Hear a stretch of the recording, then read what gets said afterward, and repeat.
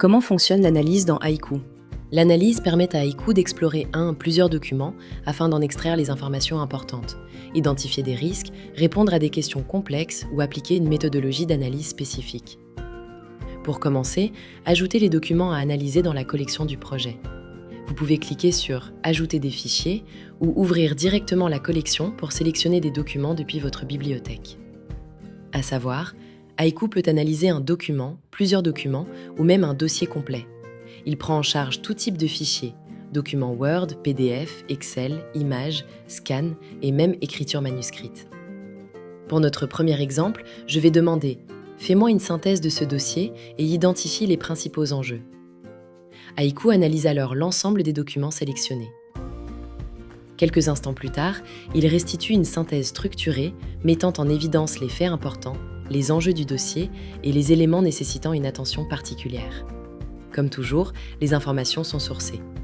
Vous pouvez consulter les extraits utilisés et remonter directement au document d'origine. L'analyse peut également aller beaucoup plus loin grâce aux compétences. Par exemple, une revue de contrat à l'aune d'un playbook. Je sélectionne un contrat ainsi que le playbook de référence, puis je lance la compétence correspondante. Cette fois, Haïku ne se contente pas de répondre dans la conversation. Il applique méthodiquement les règles du playbook à l'ensemble du contrat.